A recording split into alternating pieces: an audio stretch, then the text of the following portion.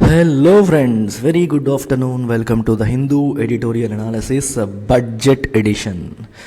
Mains crash course for APPSC and TSPSC group 1. మీ అందరికీ తెలుసు group 1 prelims results వచ్చేసాయి. ఏపీపీఎస్సీది టీఎస్పీఎస్సీది 3-4 రోజుల వ్యవధిలో వచ్చేయడం అనేది జరిగింది. సో రెండింటికి కూడా మెయిన్స్ క్రాష్ కోర్స్ అనేది మనం లాంచ్ చేసాం. ఎవరైనా సరే నాతో మాట్లాడాలనుకుంటే ఈ నెంబర్కి మీరు కాంటాక్ట్ చేసి జాయిన్ కావచ్చు. ఇవాల్టి నుంచి క్లాసెస్ ప్రారంభం అయిపోయాయి. క్లాసెస్ ఏం చెప్తారని మీరు అనుకోవచ్చు, తక్కువ టైం ఉంది కాబట్టి ఎగ్జామ్ పాయింట్ ఆఫ్ వ్యూలో ఎంటైర్ సబ్జెక్ట్ని Q&A format, question and answer ఫార్మాట్లోనే డీల్ చేయడం అనేది జరుగుతుంది.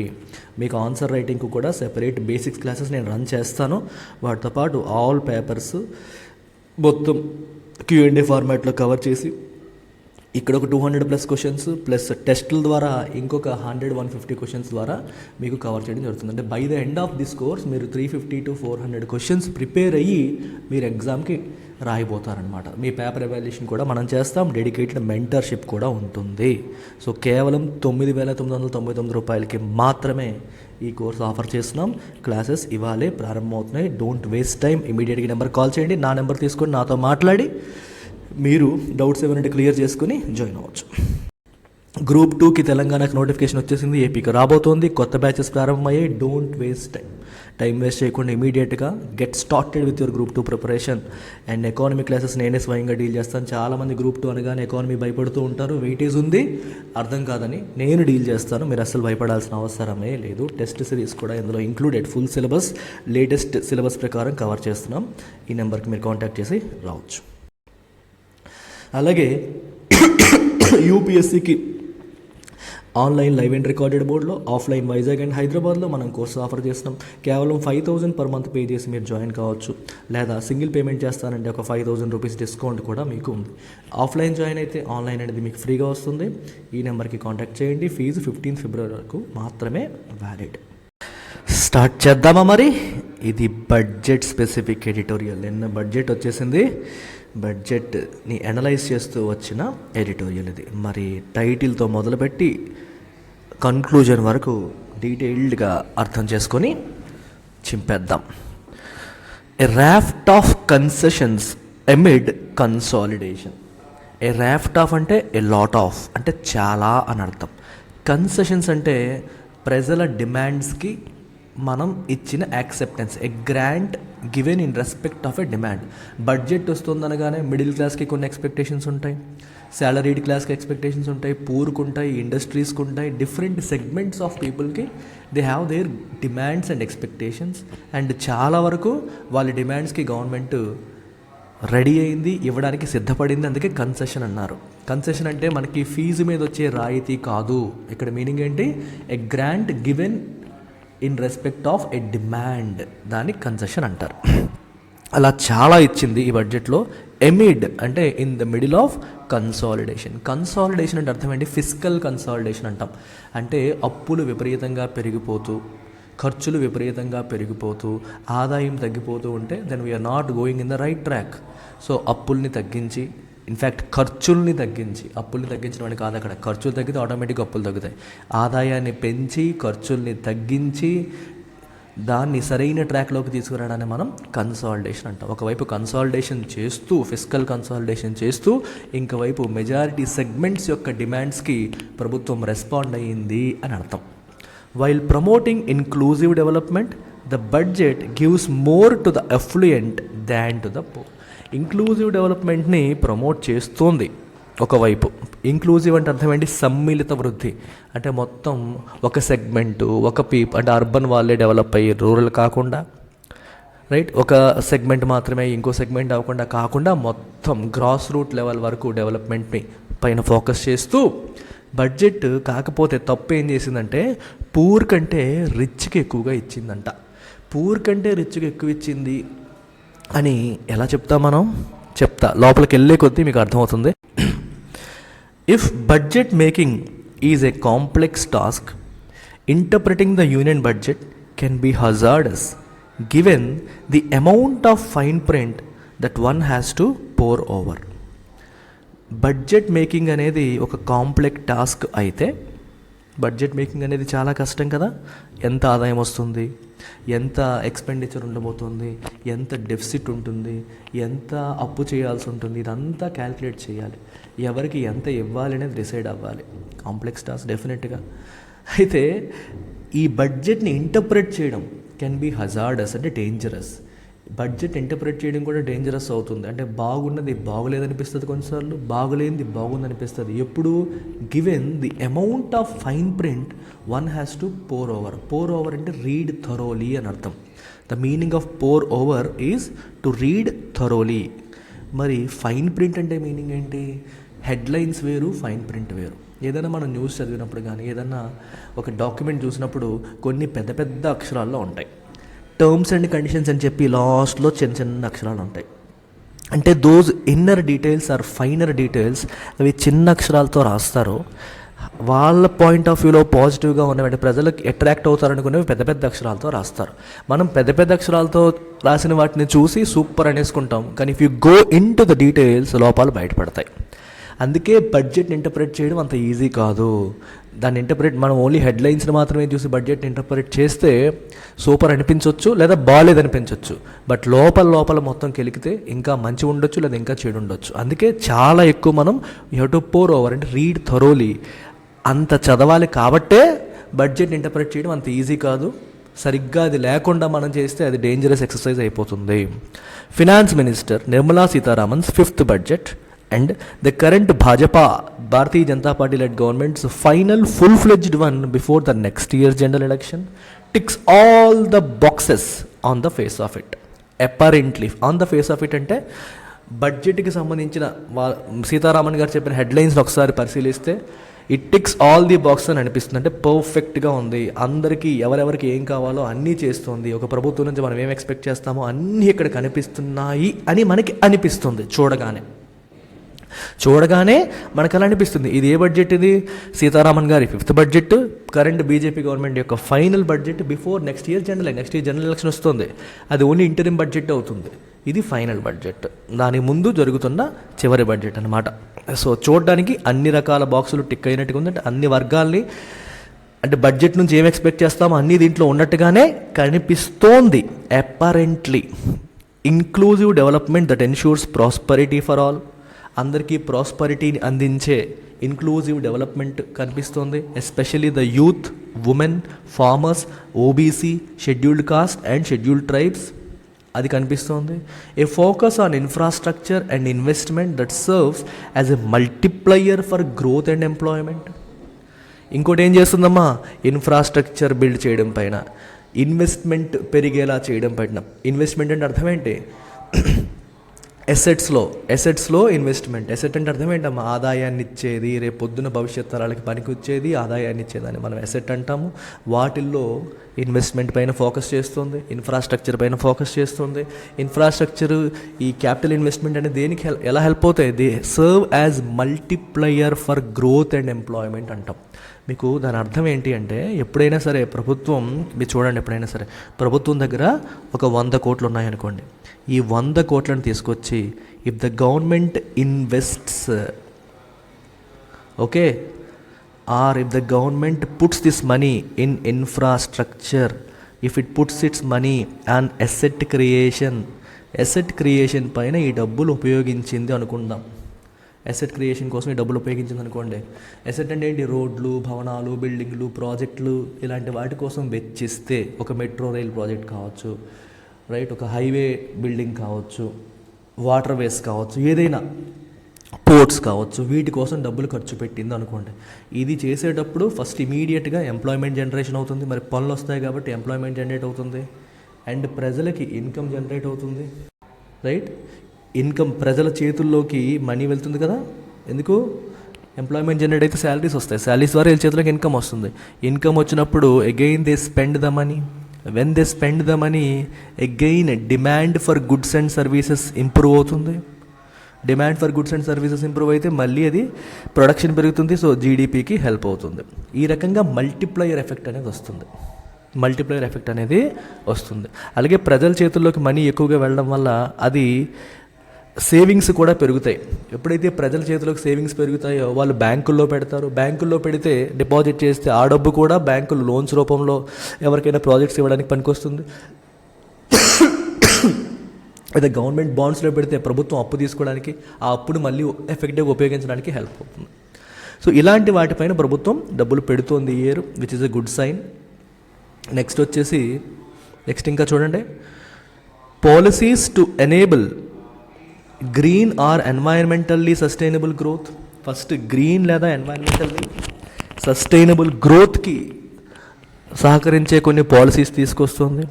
రేషనలైజేషన్ ఆఫ్ డైరెక్ట్ ట్యాక్సెస్ని రేషనలైజ్ చేయడం అంటే try to make something more efficient. అనవసరమైంది తీసేసి అవసరమైంది పెంచడాన్ని రేషనలైజేషన్ అంటాం. Including a raft of concessions to the middle and salaried classes. Middle class salaried క్లాసెస్కి ఉపయోగపడేలాగా వాళ్ళు కోరుకున్న చాలా ప్రభుత్వం యాక్సెప్ట్ చేసింది. And pensioners, and most importantly doing all this while staying the course on fiscal consolidation. ఇదంతా చేస్తోంది. At the same time fiscal కన్సాలిడేషన్ని వదిలేయలేదు. అంటే ఇష్టం వచ్చినట్టు ఖర్చులు పెంచుకుంటూ ఆదాయాన్ని తగ్గించి మన దేశం నెత్తిన అప్పుల భారాన్ని మోపలేదు. అది ఎక్సలెంట్ థింగ్. సాధారణంగా రాష్ట్ర ప్రభుత్వాల్లో ప్రజెంట్ ఎలా ఉన్నారంటే అందరూ కూడా నాకు నెక్స్ట్ ఎలక్షన్ గెలడమే ఇంపార్టెంట్, రాష్ట్రం అప్పుల పాలైతే నాకేంటి, ఫిస్కల్ డెఫిసిట్ పెరిగిపోతే నాకేంటి, నెక్స్ట్ గవర్నమెంట్ పడుతుంది కదా, నేను ప్రజెంట్ ఎలక్షన్కి వెళ్ళాలి, సో ఇష్టం వచ్చినట్టు ఖర్చులు పెట్టేస్తాను అన్న బిహేవియర్ మనం రాష్ట్ర ప్రభుత్వాల్లో చూస్తున్న ఈ రోజుల్లో కేంద్ర ప్రభుత్వం నెక్స్ట్ ఇయర్ ఎలక్షన్స్ ఉన్నప్పటికీ కూడా ఫిస్కల్ కన్సాలిడేషన్ పాత్ని వదిలేయలేదు. అంటే అందరికీ కావాల్సినవన్నీ చేస్తోంది. At the same time expenditure రెవెన్యూకి దాటి బాగా పెరిగిపోకుండా ఆపగలిగింది కూడా. అంటే ఫిస్కల్ డెఫిసిట్ని కంట్రోల్ చేసే ప్రయత్నం కంటిన్యూ చేస్తూనే ఉంది. ఇది మనం ఎప్రిషియేట్ చేయాల్సిన విషయం. Terming it the first budget in Amrit Kaal, అంటే గోల్డెన్ డేస్, అమృతం మంచి రోజులు అన్నట్టు అనమాట. ఇందులో ఫస్ట్ బడ్జెట్ అని చెబుతూ Sitharaman sounded the poll bugle, అంటే ఎలక్షన్ నగారా మోగించింది అంటాం. అంటే బడ్జెట్ ద్వారానే తన ఇంటెంట్ని తెలియజేస్తూ ఎలక్షన్ నగారా మోగించింది. By emphasising the ruling dispensation's achievement since 2014, 2014 నుంచి ప్రస్తుతం పరిపాలిస్తున్న ప్రభుత్వం యొక్క అచీవ్మెంట్స్ని ఎంఫసైజ్ చేస్తూ తన స్పీచ్ అనేది సాగింది. Prime minister Narendra Modi first assumed office. Narendra Modi 2014లో మొట్టమొదటిసారి అధికారాన్ని స్వీకరించిన తర్వాత చేపట్టినప్పటి నుంచి ఇప్పటి వరకు ఈ ప్రభుత్వం సాధించిన ఎన్నో విజయాల్ని ఏకరువు పెట్టారు. పర్ క్యాపిటా ఇన్కమ్, తలసరి ఆదాయం, she said had more than doubled to 1.97 lakh. తలసరి ఆదాయం అనేది 1.97 lakh పెరిగింది ఇప్పుడు. As a result of economies growth to being the world's 5th largest. And ఇప్పుడు ఎకానమీ కూడా బాగా గ్రో అవ్వడం వల్ల ఇప్పుడు ప్రపంచపు 5వ పెద్ద ఆర్థిక వ్యవస్థగా భారతదేశం అవతరించింది. అందువల్ల మనకి తలసరి ఆదాయం కూడా పెరగడం జరిగింది. And the governments efforts to ensure a better quality of living for all. అందరికీ మంచి క్వాలిటీ లైఫ్ ఇవ్వాలని ప్రభుత్వం చేస్తున్న ప్రయత్నాల వల్ల, ఎకానమీ బాగా గ్రో అవడం వల్ల మన తలసరి ఆదాయం బాగా పెరిగింది. She also cited and increase in formalization of the economy. Cite అంటే చూపించడం, మెన్షన్ చేయడం. ఏం చెప్పింది? Increase in formalization of the economy formalization కూడా పెరిగింది. ఫార్మలైజ్ అవడం అంటే అర్థం ఏంటి? ఇన్ఫార్మల్ ఎకానమీ నుంచి ఫార్మల్ ఎకానమీగా మారడం. ఇన్ఫార్మల్కి ఫార్మల్కి డిఫరెన్స్ ఏంటమ్మా? గవర్నమెంట్ ట్యాక్స్ బ్రాకెట్లో లేకుండా మనం వ్యాపారం చేస్తున్నాం అనుకోండి, దట్ ఈజ్ ఇన్ఫార్మల్ ఎకానమీ. నువ్వేం చేస్తున్నావో ప్రభుత్వానికి తెలియదు, నీకు ఆదాయం మీద నువ్వు ట్యాక్స్ కట్టవు, నువ్వు చేసే పని మీద ట్యాక్స్ కట్టవు. ఎల్టెక్స్ క్లాసే ఉంది. మీకు ఎగ్జాంపుల్ చెప్తాను.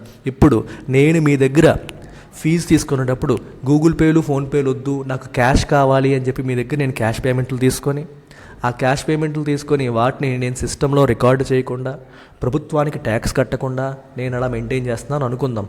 ఇన్ఫ్యాక్ట్ ఊర్లలో ఉండే మెజారిటీ కోచింగ్ సెంటర్స్ ఇట్లాగే చేస్తూ ఉంటాయి. క్యాష్ పేమెంట్లు తీసుకుంటారు, అఫీషియల్ రికార్డ్స్లో మెన్షన్ చెయ్యరు. అఫీషియల్ రికార్డ్స్లో మెన్షన్ చేస్తే వాటిపైన జిఎస్టీ కట్టాల్సి ఉంటుందని చెప్పేసి అలా చేయకుండా చేస్తారు.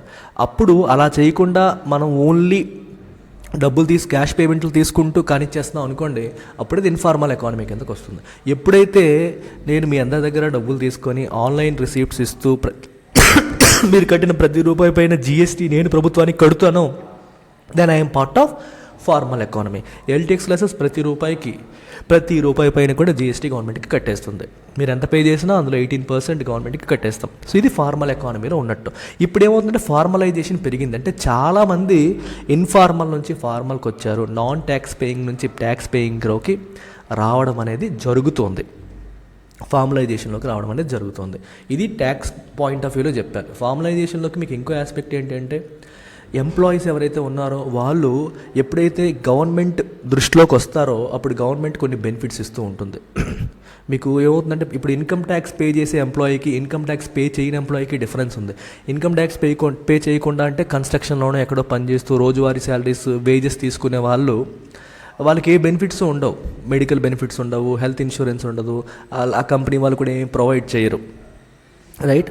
అలా కాకుండా నెల తీసుకొని టీడీఎస్ కట్ చేసుకొని వాళ్ళు హెల్త్ ఇన్సూరెన్స్, మెడికల్ ఇన్సూరెన్స్ ఇవన్నీ ప్రొవైడ్ చేస్తే then again that is part of formal economy. అంటే ప్రతిదీ కూడా సిస్టమేటిక్గా గవర్నమెంట్ రికార్డ్స్లో మెయింటైన్ అవుతుంటే ఫార్మల్ ఎకానమీ అంటాము, లేకపోతే ఇన్ఫార్మల్ అంటాం. ఫార్మలైజేషన్ అయ్యే కొద్దీ ప్రభుత్వానికి ఆదాయం పెరుగుతూ ఉంటుంది.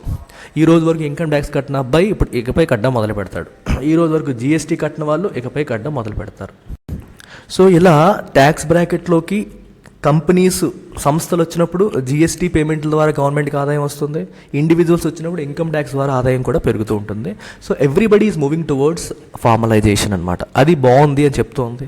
And widespread adoption of digital technologies వాడకం బాగా పెరిగింది అనే విషయం చెప్తున్నారు. Especially payments, pure cash payments అనేవి బాగా తగ్గి యూపీఐ ద్వారా మనం పేమెంట్స్, పానీపూరి అమ్మే వాళ్ళు కూడా ఈరోజు యూపీఐ పేమెంట్స్ యాక్సెప్ట్ చేయడం అనేది మనం చూస్తున్నాం. యాజ్ అదర్ సిగ్నిఫికెంట్ అచీవ్మెంట్స్, వీటిని ఇంకా ఇంకొన్ని సిగ్నిఫికెంట్ అచీవ్మెంట్స్ కింద మేడం మెన్షన్ చేయడం అనేది జరిగింది. With N I on India at 100, ఇప్పుడు 75 సంవత్సరాలు పూర్తి చేసుకుంది.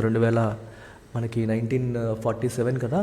సో 75 సంవత్సరాలు అయిన తర్వాత ఇప్పుడు 100 సంవత్సరాలు ఇండియా అట్ 100 yearsకి ని దృష్టిలో పెట్టుకుని the budget proposals, Sitaraman said, were aimed at actualizing a technology-driven and knowledge-based economy with strong public finances and a robust finance sector. Right? India at 100 అంటే 100 సంవత్సరాల భారతదేశాన్ని దృష్టిలో పెట్టుకొని, స్వతంత్రం వచ్చిన తర్వాత 100 సంవత్సరాలు అయిన భారతదేశం పూర్తిగా అభివృద్ధి చెందింది అయి ఉండాలి. వరల్డ్స్ టాప్ 3లోకి మనం వెళ్ళిపోవాలి. వాటిని దృష్టిలో పెట్టుకొని ఏమంటున్నారంటే బడ్జెట్ ప్రపోజల్స్ అనేవి ఒక టెక్నాలజీ డ్రివెన్, నాలెడ్జ్ బేస్డ్ ఎకానమీని యాక్చువలైజ్ చేయడం, అంటే రియలైజ్ చేయడం, దాన్ని ఒక రియాలిటీగా మార్చే ప్రక్రియలో భాగంగా మేము బడ్జెట్ ప్రపోజల్స్ అనేవి తీసుకొస్తున్నాము.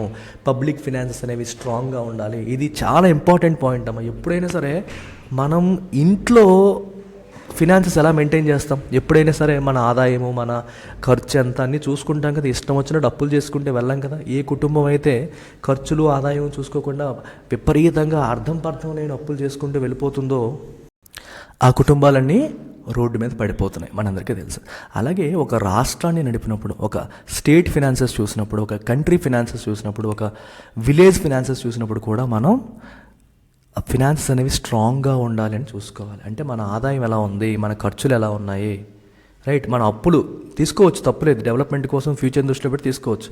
కానీ మరీ లిమిట్ లేకుండా వెళ్ళిపోతున్నామా? ఇష్టం వచ్చినట్టు మనం అప్పు చేస్తూ తీసుకొచ్చిన డబ్బులు ఇన్ఫ్రాస్ట్రక్చర్ కోసం పెడుతున్నామా? ఊరికే అవసరం ఉన్న వాళ్ళకి, అవసరం లేని వాళ్ళకి కూడా ఉచితాల రూపంలో ఓట్లను కొనేస్తున్నామా అనే ఆస్పెక్ట్స్ పైన దృష్టి పెట్టాలి. కేంద్ర ప్రభుత్వం ఈ విషయంలో ఎక్సలెంట్గా పర్ఫామ్ చేస్తుంది. Because it focuses on strong public finances. అంటే ప్రభుత్వం యొక్క ఆదాయము మరియు ఎక్స్పెండిచర్ చాలా స్ట్రాంగ్గా, ఇష్టం వచ్చినట్టు వెళ్లకుండా జాగ్రత్త కేర్ఫుల్గా తీసుకుంటుంది. అండ్ రోబస్ట్ ఫినాన్షియల్ సెక్టర్, అంటే బ్యాంకింగ్ వ్యవస్థ, ఇదంతా కూడా స్ట్రాంగ్గా ఉంది. బ్యాంకింగ్ వ్యవస్థే దేశపు ఎకానమీకి వెన్నెముక. బ్యాంకింగ్ వ్యవస్థ లేకపోతే ఏ సంస్థ నిలబడదు, ఏ సంస్థ గ్రో అవ్వలేదు. Emphasizing that the economic agenda for achieving this vision would, among other things, require a focus on giving a strong impetus to growth and job creation. The minister laid out her budget proposals that were heavy on this government's trademark acronyms describing the various schemes, but relatively light on details. ఈ sentence చూడండి, ఎంత పెద్ద సెంటెన్సో, simple meaning. Madam emphasise చేస్తున్నారు దేనిపైన? Economic agenda. Emphasising that economic agenda for achieving this vision. ఇందాక మనం చెప్పిన విజన్ ఏదైతే ఉందో ఆ విజన్ని అచీవ్ చేయడానికి ఎకనామిక్ ఎజెండా ఏదైతే ఉంటుందో వుడ్ రిక్వైర్ ఎకనామిక్ ఎజెండాకి ఏం కావాలి? A focus on giving a strong impetus to growth and job క్రియేషన్కి ఇంపిటస్ అంటే చిన్న ఎంకరేజ్మెంట్, ఫోర్స్ అనేది ఇవ్వాలి. అర్థమైందా? జాబ్ క్రియేషన్ పట్ల మనం ఫోకస్ మరియు గ్రోత్ మరియు జాబ్ క్రియేషన్ పట్ల ఆ ఇంపిటస్ అనేది ఇస్తేనే. అర్థమవుతుందా? ఇంపిటస్ అంటే మీనింగ్ ఏంటి? ఇంపిటస్ అంటే that force or the energy, move చేయడం అనమాట. దానికి అవసరమైన చిన్న పుష్ అనేది ఇవ్వాలి అని చెప్తూ minister laid out her budget proposals that were heavy on this government state knack acronyms. Acronyms అంటే అర్థం ఏంటమ్మా?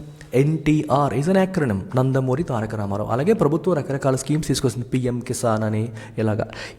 ఇలాంటి స్కీమ్స్, ఈ పేర్లు విపరీతంగా ఉన్నాయి ఈ బడ్జెట్లో. కానీ డీటెయిల్స్ అనేవి అంత ఎక్కువగా ఇవ్వలేదు. పేర్లు ఎక్కువ ఉన్నాయి కానీ వాటి డీటెయిల్స్ చాలా తక్కువ చెప్పారు. చూడండి, PM Vikas or Pradhanmantri Vishwakarma Kaushal Samman for instance would for the first time offer traditional artisans and crafts people or Vishwakarmas a package of assistance aimed at helping them improve the quality, scale and reach of their products, she said. మన traditional Vishwakarmas లేదా crafts people ఉంటారు చూడండి, రకరకాల crafts చేసేవాళ్ళు. So వాళ్ళకి assistance అనేది ప్రకటిస్తోంది ప్రభుత్వం. అంటే వాళ్ళ క్వాలిటీ ఆఫ్ వర్క్ ఇంప్రూవ్ చేసుకోవడానికి, స్కేల్ ఆఫ్ వర్క్ అంటే 10 చేసేవాడు 20 చేసేలాగా, రీచ్ ఆఫ్ దేర్ ప్రొడక్ట్స్ ఆ ఊర్లో అమ్ముతునే వాళ్ళు 10 ఊర్లకు అమ్మేలాగా, దేశం మొత్తానికి అమ్మేలాగా హెల్ప్ చేయడం కోసం ఈ పిఎం వికాస్ అనే స్కీమ్ని ప్రభుత్వం తీసుకొస్తుంది. వినడానికి చాలా బాగుంది. అయితే specifics including a financial అవుట్లే and the likely mechanics of implementation were however not spelt out. అయితే ఎంత కేటాయింపులు చేశారు అనేది చెప్పలేదు, ఎలా ఇంప్లిమెంట్ చేయాలి అనేది కూడా బయటికి చెప్పలేదు. Similarly a mangrove initiative for shoreline habitats and tangible incomes are MISHTI అనే పేరుతో ఇంకో ఇనిషియేటివ్ తీసుకొచ్చారు. మ్యాంగ్రోవ్స్ అంటే మనకి కోస్ట్ లైన్ దగ్గర, సముద్ర తీరాల్లో కోస్ట్ లైన్ దగ్గర వీటిని మెయింటైన్ చేస్తే అక్కడ నేల అనేది కోతకి గురవ్వకుండా ఉంటుంది. ఇది ఫుల్గా మునిగిపోయినా సరే, పూర్తిగా నీటిలో మునిగిపోయినా సరే ఇవేమీ చెక్కు చెదరవు ఉంటాయి అన్నమాట. ఈ మ్యాంగ్రోవ్ ట్రీస్ అన్నీ కూడా మ్యాంగ్రోవ్ ఫారెస్ట్లు అని చెప్పి మనం అంటాం. మనకి కాకినాడ దగ్గర కోరింగా అని చెప్పేసి మనకు ఉంటుంది మ్యాంగ్రోవ్ ఫారెస్ట్. అది అట్లా ఇవన్నీ కూడా తీరాలు కోతకి గురవ్వకుండా కాపాడే మడ అడవులు అంటారు తెలుగులో. సో వీటిని ఎకలాజికల్లీ చాలా ఇంపార్టెంట్ అవే. సో వీటిని కాపాడడం కోసం మిస్టీ అని చెప్పి ఒక ఇనిషియేటివ్ తీసుకొస్తుంది. Aimed at undertaking mangrove plantation along the coastline దగ్గర మ్యాంగ్రోవ్ ప్లాంటేషన్ని తీసుకురావడానికి. And on salt pan lands, salty ల్యాండ్స్లో కూడా పెరుగుతాయి లీవ్స్. అయితే దీని ఫండింగ్ వచ్చేసరికి leaves the funding to a convergence between MNREGS and compensatory afforestation fund. అయితే దీనికి ఫండింగ్ ఎక్కడి నుంచి వస్తుంది? Mahatma Gandhi national rural employment guarantee scheme ఏదైతే ఉందో అదిని మరియు కాంపెన్సేటరీ ఎఫారెస్టేషన్ ఫండ్ ఈ రెండింటిలోకి యాడ్ చేశారో దాంతోపాటు దీన్ని పెట్టేశారు. అంటే వాటిలో మిగిలితే అది తీసుకొచ్చి దీంట్లో పెడతారు. With the rural sectors main employment guarantee scheme and the one that was introduce during the Congress led UPA's term itself increasingly being starved of budgetary support. అసలు Mahatma Gandhi national rural employment guarantee స్కీమ్కి ఆల్రెడీ ఫండింగ్ తక్కువ ఉంది. దాంట్లో మిగిలితే దీనికి పెట్టవేంటి ఇంకా? It is hard to fathom how the new initiative to protect and regenerate ecologically sensitive mangroves will be funded. So దానికే సరైన ఫండ్స్ లేవు, మరి దాంతో దీన్ని లింక్ చేసేసారు. ఎలా మిగులుతాయి, ఆ డబ్బులు తీసుకొచ్చి దీన్ని ఎలా పెడతారు అనేది ఇమాజిన్ చేసుకోవడమే కష్టం, ఊహించుకోవడమే కష్టంగా ఉంది. The decrease in outlay comes at a time when the rural economy is still to regain vigor అంటే power, energy. Decrease in outlay అంటే కేటాయింపులు, ఈ కేటాయింపులు తగ్గిపోతున్నాయి. ఎవరికి? Mahatma Gandhi national rural employment guarantee స్కీమ్కి. ఎలాంటి టైంలో వస్తుంది? రూరల్ ఎకానమీ ఇంకా కంప్లీట్గా తన పూర్వపు వైభవాన్ని, పూర్వపు ఎనర్జీని, పూర్వపు పవర్ని ఇంకా రీగెయిన్ చేయలేదు. From the ravages of pandemic. Ravages అంటే డిస్ట్రక్టివ్ ఎఫెక్ట్. పాండమిక్ వల్ల జరిగిన డిస్ట్రక్టివ్ ఎఫర్ట్స్ నుంచి ఇంకా రూరల్ ఎకానమీ తేరుకోకుండా ఇంకా సఫర్ అవుతూనే ఉంది. ఇలాంటి టైంలో వాళ్ళ కేటాయింపులు ఇంకా తగ్గిపోతూ ఉన్నాయి. And the fallout on incomes from the uneven distribution of last years monsoon rainfall. మనకి రూరల్ అంటేనే రైతులు వ్యవసాయం మీద ఆధారపడతారు. వ్యవసాయం మాన్సూన్ మీద ఆధారపడుతుంది. లాస్ట్ ఇయర్ మాన్సూన్ రైన్ఫాల్ అనేది ఎలా ఉంది? అన్ఈవెన్లీ డిస్ట్రిబ్యూటెడ్. అంటే అన్ని చోట్ల ఒకేలాగా పడలేదు. కొన్ని చోట్ల విపరీతంగా పడింది, కొన్ని చోట్ల బాగా తక్కువ పడింది, కొన్ని నెలల్లో విపరీతంగా పడింది, కొన్ని నెలల్లో అస్సలు పడలేదు. వీటి వల్ల ఇన్కమ్స్ దెబ్బతిన్నాయి. ఫాలోఅవుట్ అంటే నెగిటివ్ కాన్సిక్వెన్స్. వర్షాలు సరిగ్గా పడకపోవడం వల్ల వచ్చిన నెగిటివ్ కాన్సిక్వెన్సెస్ ఏంటి, వీళ్ళ ఇన్కమ్స్ మీద దెబ్బ తగిలింది. ఇలా సఫర్ అవుతున్న రూరల్ ఎకానమీకి ప్రభుత్వం ఏమీ చేయట్లేదు. And the relatively greater impact on high food inflation on hinterland households. Urban ఇన్ఫ్లేషన్కి అలాగే రూరల్ ఇన్ఫ్లేషన్కి చూస్తే రూరల్లో ఇన్ఫ్లేషన్ ఎక్కువ ఉంటుంది. హింటర్ల్యాండ్ అంటే మెయిన్ సిటీస్కి దూరంగా ఉండే ప్రాంతాలని, మారుమూల ప్రాంతాలని హింటర్ల్యాండ్స్ అంటారు. అండ్ ఆ ఏరియాల్లో ఫుడ్ ఇన్ఫ్లేషన్ అనేది రిలేటివ్లీ హై, అర్బన్తో పోలిస్తే అక్కడ ఇంకా ఎక్కువగా ఉంది అని చెప్తున్నారు. అవి మార్కెట్కి దూరంగా ఉండడం వల్ల ఇంకా అక్కడికి వెళ్ళి అమ్మే వాళ్ళు ఇంకా ఎక్కువ రేటుకి అమ్ముతారని సెన్స్లో తీసుకోవచ్చు మీరు. At a broader level, the budget estimate for expenditure and rural development in 23-24 is pegged at 2.38 lakh crores. 2023-24లో రూరల్ డెవలప్మెంట్ కోసం ప్రభుత్వం కేటాయించినంత 2,38,000 కోట్లు. A marginal 0.1% percentage point increase when measured as a proportion of overall expenditure at 5.3% compared to 5.2% in the previous budget estimate. Last year budget ఎస్టిమేట్లో 5.2% ఉందంట ఓవరాల్గా percentage టర్మ్స్లో చూస్తే. ఈ year అది 5.3% వస్తుంది, విచ్ ఈస్ 0.1% హయ్యర్. అయితే మీరు ఏమనొచ్చు, సార్ లాస్ట్ ఇయర్ కంటే మరి ఎక్కువే కదా, మరి ఎందుకు బాధపడుతున్నారు, హిందూ వాడికి ఏం నొప్పి నెగిటివ్గా రాస్తాడని మీరు అనుకోవచ్చు. అయితే when viewed against the revised estimate, budgetary estimate వేరు, తర్వాత మళ్ళీ రివైజ్డ్ ఎస్టిమేట్ వస్తుంది. రివైజ్డ్ ఎస్టిమేట్ అంటే బడ్జెట్లో చెప్పిన దానికంటే కొన్నిసార్లు కేటాయింపులు పెరగచ్చు లేదా కేటాయింపులు తగ్గొచ్చు, అలా రివిజన్ చేస్తూ ఉంటారు. ఆ రివైజ్డ్ ఎస్టిమేట్తో కంపేర్ చేస్తే ప్రజెంట్ బడ్జెటరీ ఎస్టిమేట్ అనేది 0.6% పాయింట్స్ లోవర్ అంట. రివైజ్డ్ ఎస్టిమేట్స్తో కంపేర్ చేస్తే తక్కువ ఉంది. అలాగే food subsidy too has been sharply pared అంటే కట్ డౌన్.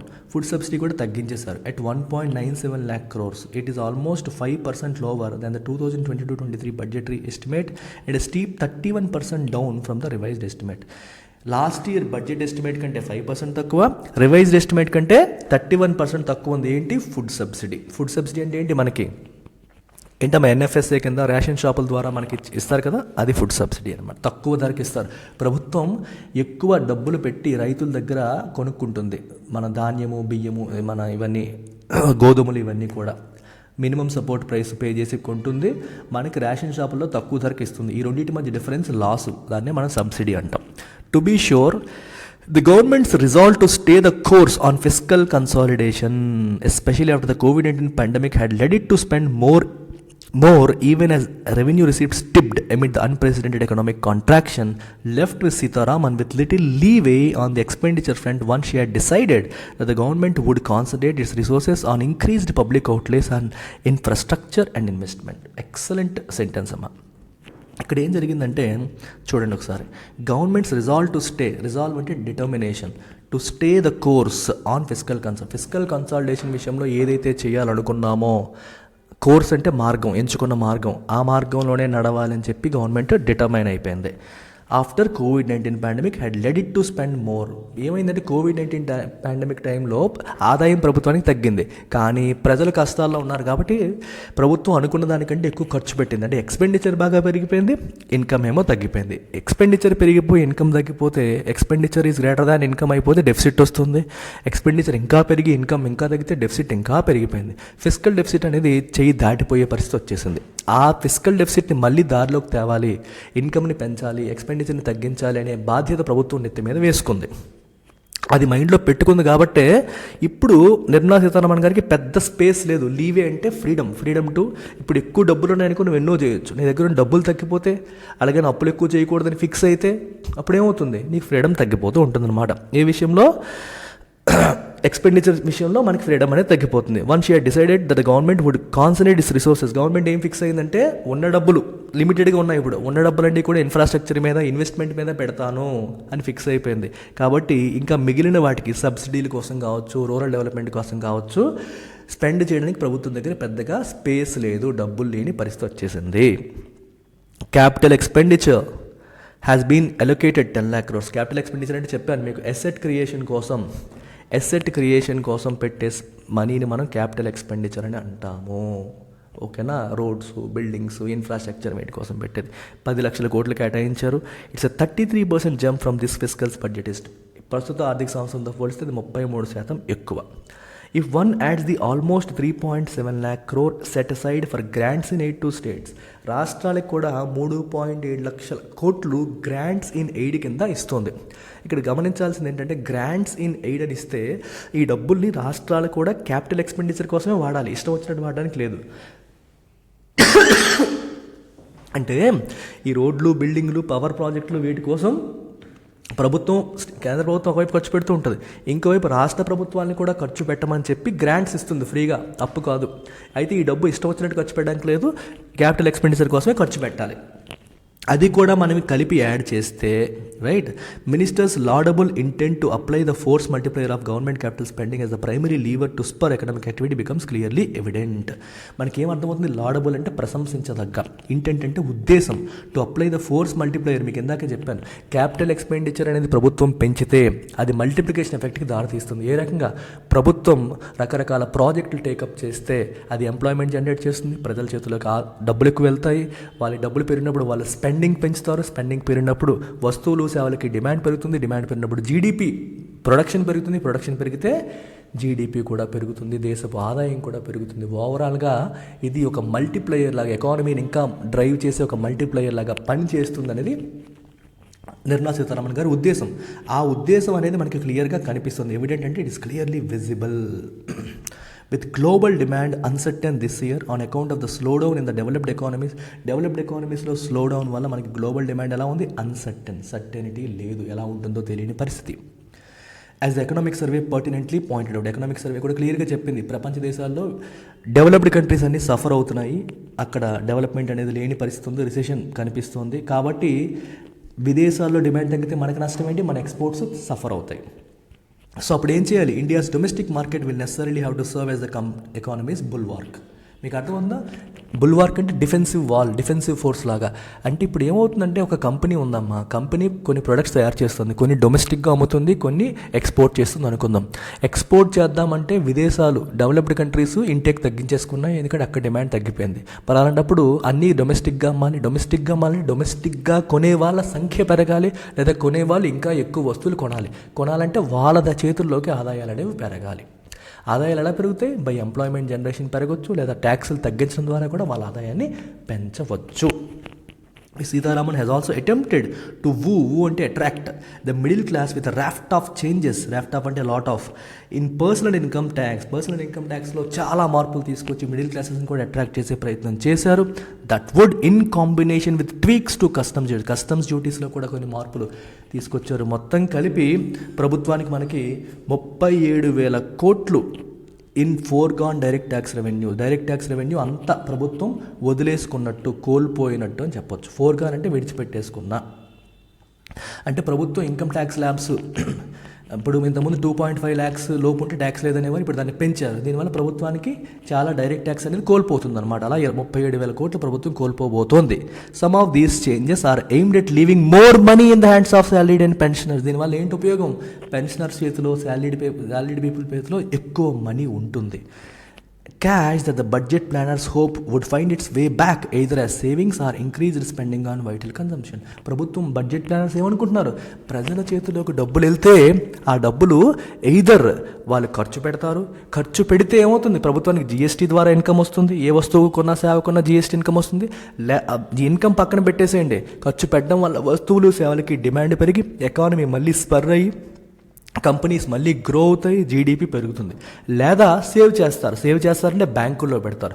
సో బ్యాంక్కి డిపాజిట్స్ పెరుగుతాయి. సో బ్యాంకులు will be flush with cash and they will give out more and more loans to companies. ఏ రకంగానైనా మంచిదే. The biggest beneficiaries of the income tax changes though are likely to be those in the highest income bracket. అయితే beneficiaries ఎవరు? బాగా డబ్బు సంపాదిస్తున్న వాళ్ళు, ఎక్కువ income బ్రాకెట్లో ఉన్నవాళ్ళు ఎక్కువ beneficiaries, where the effective rate has been cut by 3.74 percentage points. 3.74 percentage points ఎఫెక్టివ్గా కట్ అయింది. Reinforcing a perception that this government bats for the effluent. మొదటి నుంచి మనకు ఒక పర్సెప్షన్ ఉంది, ఈ బీజేపీ గవర్నమెంట్కి ఎప్పుడు అంబానీ అదానీయే కనిపిస్తారు, డబ్బున్న వాళ్ళ కోసమే ఈ గవర్నమెంట్ పనిచేస్తుందనే భావన మనకు ఉంది. అది రీఇన్ఫోర్స్ అంటే దాన్ని స్ట్రెంథన్ చేసేలాగా ప్రభుత్వం తీసుకునే యాక్షన్స్ కనిపిస్తున్నాయి. ఇక్కడ మీకు ఒక పాయింట్ చెప్పాలమ్మా, very very important point which you can use in mains answer రైటింగ్లో వాడచ్చు. ఎప్పుడైనా చూడండి, direct taxes, indirect taxes. Direct ట్యాక్సెస్కి ఇండైరెక్ట్ ట్యాక్సెస్కి ఒక బ్యూటిఫుల్ లింక్ ఉంది. డైరెక్ట్ ట్యాక్సెస్ అనేవి ఎయిదర్ ఇన్కమ్ పైన లేదా ప్రాఫిట్ పైన పడతాయి. శాలరీడ్ క్లాస్ ఇండివిజువల్స్కి లేదా కంపెనీస్కి ప్రాఫిట్నే కంపెనీస్ ఇన్కమ్ అంటారు. అంటే జీతం వస్తున్న వాళ్ళపైన వేసే ట్యాక్స్ లేదా ప్రాఫిట్ సంపాదిస్తున్న కంపెనీలపైన వేసే tax direct tax. Indirect tax అంటే అర్థమేంటి? ఇండైరెక్ట్ ట్యాక్స్ అనేది ఒక వస్తువు మీద కానీ ఒక సర్వీస్ పైన కానీ, సేవలు, సర్వీసెస్, గుడ్స్ వీటిపైన పడతాయి. సో ప్రజలు అనే వాళ్ళకి పైన డైరెక్ట్గా పడవ ట్యాక్సులు, ప్రజలు కన్జ్యూమ్ చేసే వస్తువులు మరియు సేవల పైన పడే ట్యాక్సులు మనం ఇండైరెక్ట్ ట్యాక్సెస్ అని అంటాం. నేనేమంటానంటే ఇండైరెక్ట్ ట్యాక్సెస్ అనేవి పూర్ని ఇబ్బంది పెట్టేవి, డైరెక్ట్ ట్యాక్సెస్ అనేవి రిచ్ని ఇబ్బంది పెట్టేవి అని అంటాను. మీరు అడగొచ్చు, సార్ ఇండైరెక్ట్ ట్యాక్సెస్ కూడా రిచ్ కూడా ఆ వస్తువులు సేవలు కొనాలి కదా అని. ఉప్పులు పప్పులు రేట్లు పెరిగాయని చెప్పి రిచ్ పీపుల్ ఎప్పుడు బాధపడరు. They don't care about that. ఈ చిన్న చిన్న వాటిపైన సఫర్ అయ్యే పరిస్థితిలో రిచ్ ఎప్పుడూ ఉండడు. పూర్కి ఒక ఉప్పు రేటు పెరిగినా, పప్పు రేటు పెరిగినా, పాలు ప్యాకెట్ రేటు పెరిగినా నడ్డి విరిగిపోతుంది. సో జిఎస్టీ ద్వారా ప్రభుత్వానికి వచ్చే ఆదాయం అంతా కూడా ఇండైరెక్ట్ ట్యాక్సెస్ కింద కౌంట్ అవుతుంది. ఇన్కమ్ ట్యాక్స్ ద్వారా వచ్చేదంతా డైరెక్ట్ ట్యాక్సెస్ కిందకి వస్తుంది. ఇప్పుడు గవర్నమెంట్ ఎవరికి బెనిఫిట్ చేసింది? డైరెక్ట్ ట్యాక్సెస్ తగ్గించింది. అంటే ఆల్రెడీ ఆదాయం సంపాదిస్తున్న వాళ్ళకి బెనిఫిట్ తీసుకొచ్చింది. ఇది పూర్కి హెల్ప్ చేసినట్టు ఎలా అవుతుంది? కాదు. Middle classes are not poor. Middle క్లాసెస్కి, అప్పర్ క్లాసెస్కి ప్రభుత్వం హెల్ప్ చేసింది. జిఎస్టీ తగ్గించి ఉంటే, అంటే ఆ డిస్కషన్ ఇక్కడ జరగదులేండి, లేదా పేదవాళ్ళకి ఇంకా ఎక్కువ మనీ, వాళ్ళ చేతికి మనీ వచ్చేలాంటి ప్రోగ్రామ్స్ ఏదైనా తీసుకొస్తే అప్పుడు పూర్కి ఏదో చేసిందని చెప్తాం. సో ఇన్కమ్ ట్యాక్సెస్ తగ్గించడం అనేది ఎప్పుడు కూడా పూర్కి హెల్ప్ చేసినట్టు కాదు. మిడిల్ క్లాసెస్కి హెల్ప్ చేసినట్టు యాక్సెప్టెడ్, అప్పర్ క్లాసెస్కి హెల్ప్ చేసినట్టు మోర్ దాన్ యాక్సెప్టెడ్. అది ఇక్కడ చెప్తున్నారనమాట. బ్యాట్స్ ఫర్ అంటే సపోర్ట్, వాళ్ళ కోసమే ఇక ప్రభుత్వం పనిచేస్తుందన్న పర్సెప్షన్ అనేది మనకు ఉండిపోయింది. దాన్ని ఇంకా బలపరిచేలాగా ప్రభుత్వం డైరెక్ట్ ట్యాక్సెస్ని తగ్గించింది, కానీ పూర్ కోసం ఏమీ చేయలేదు అని చెప్పి అంటారు. ఎప్పుడైనా చూడండి, మనకి జిఎస్టీలు పెంచుకుంటూ వెళ్ళిపోతే మనం అంటాం అది పేదవాడి నెత్తి మీద భారం అయిపోతుంది అని చెప్పి. జిఎస్టీ పెరిగితే అందరికీ పెరుగుతుంది కదా, పేదవాడికే అని ఎందుకు అంటారంటే కారణం ఇది. ఉప్పు పెరిగినా పప్పు పెరిగినా డబ్బున్నోడికి ఫరక్ లేదు, కానీ పేదవాడికి తన లైఫ్ మార్చేస్తుంది అనమాట. అందుకనే ఈ మాట అనడం అనేది జరిగింది. సో ఎంటైర్ బడ్జెట్ ఎడిటోరియల్ మనం కంప్లీట్ చేసాము. Daily news, economy news analysis అనే సిరీస్ నిన్న స్టార్ట్ చేశాను. దాంట్లో ఇంకొన్ని బడ్జెట్ ఆర్టికల్స్ మనం చూద్దాం. ఎకానమీ స్పెసిఫిక్ కోర్సెస్, నా ఎకానమీ క్లాసెస్ నచ్చిన వాళ్ళు, నా ఎకానమీ స్పెసిఫిక్ కోర్సెస్ ఉన్నాయా? ఇండియన్ యూపీఎస్సీ ప్రిపేర్ అయ్యే వాళ్ళకి Indian economy for UPSC, RBI grade B phase 2 entire course రెడీగా ఉంది. గ్రూప్ 2 వాళ్ళకి లేటెస్ట్ ఇండియన్ ఎకానమీ క్లాసెస్ మీ సిలబస్ ప్రకారం, అలాగే economic survey and budget complete analysis నేను సెపరేట్గా పెయిడ్ కోర్స్గా కూడా అందిస్తున్నాము, 2000 రూపీస్. సో వీటిలో మీరు ఏది కావాలన్నా చూస్ చేసుకోవచ్చు. ఈ నెంబర్కి కాల్ చేసి. ఇది మన వెబ్సైట్. అలాగే ఇంగ్లీష్ ఇంప్రూవ్ చేసుకోవాలనుకునే వాళ్ళు డైలీ వొకాబులరీ ఇనిషియేటివ్ ఆపేశాను, టైం దొరకట్లేదు. కాకపోతే మన ఇంగ్లీష్ ఇన్ఫినిటీలో భాగంగా వొకాబులరీ అనేది ఆల్రెడీ కవర్ చేస్తున్నాను. సో వొకాబులరీ కోసం మన ఛానల్ చూస్తున్న వాళ్ళు you can join our English infinity course. Lifetime వ్యాలిడిటీతో వస్తున్న కోర్సు, అన్ని ఎగ్జామ్స్కి హెల్ప్ అవుతుంది. ప్లస్ డైలీ మీకు హిందూ నుంచి వొకాబులరీ నేను కవర్ చేస్తాను. అండ్ ఫైనల్లీ బిగినర్స్, ఇప్పుడిప్పుడే మొదలుపెట్టారు అనుకునే వాళ్ళు మీరు ఎన్సీఆర్టీ ఫౌండేషన్ కోర్స్తో మీ ప్రిపరేషన్ స్టార్ట్ చేయొచ్చు. కేవలం 15,000 రూపాయలు, నెలకి 5,000 పే చేసి మీరు జాయిన్ అవ్వచ్చు. ఈ నెంబర్కి కాంటాక్ట్ చేయాలి. లైఫ్ టైం వ్యాలిడిటీ దీనిపైన కూడా ఉంది. తర్వాత మీరు దీని నుంచి ఫుల్ ప్రోగ్రామ్కి అప్గ్రేడ్ అవ్వచ్చు. Take care, bye.